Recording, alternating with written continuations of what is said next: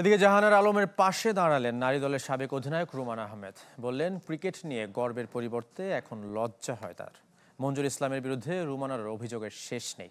Cricket বোর্ডের কাছে প্রতিকার চেয়েও পাননি।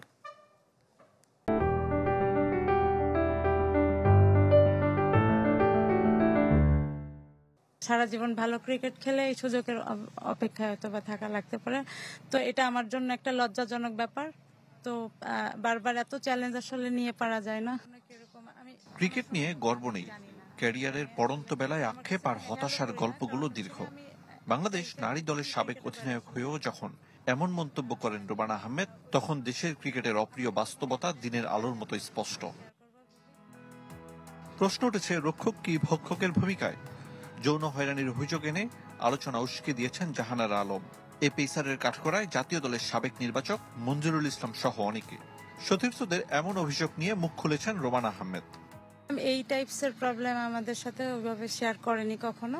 মেয়েদের সাথে আসলে যেভাবে চলাফেরা বা কথা বলা দরকার ছিল, উনি আসলে এই জিনিসগুলো মেনটেন একটু কম করতেন। মঞ্জুরুল ইসলামের আচরণগত সমস্যার কারণে বোর্ডের সহযোগিতা চেয়েছিলেন বলে দাবি রোমানার। তবে পরিস্থিতি বদলায়নি, খুঁজে পাননি সমাধান। ওই সময় অল ইন অল ছিলেন। ইনফ্যাক্ট ওনার ব্যাপারে কার কাছে কমপ্লেন করতাম? আমাদের ছিল, ইনচার্জ ছিল তৌহিদ ভাই।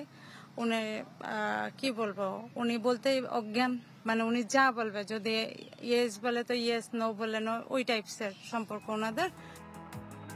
বর্তমান অধিনায়ক নিগার সুলতানাকে নিয়েও অভিযোগের শেষ নেই।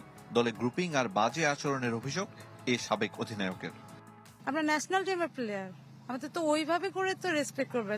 তাড়ানো মানে কি সেই লেভেলে তাড়ানো? মারুফা হচ্ছে আপনার ওর মনে হয় একটা ক্যাচ না ফিল্ডিং মনে হয় মিস করেছে, ওকে মাঠ থেকে বের করে দিয়েছিল এবং ও কানতে কানতে বেরোছিল এবং আমাদেরকে করছিল যে ওর পর থেকে কিন্তু কনফিডেন্স কিন্তু লো হয়ে গিয়েছিল ওর।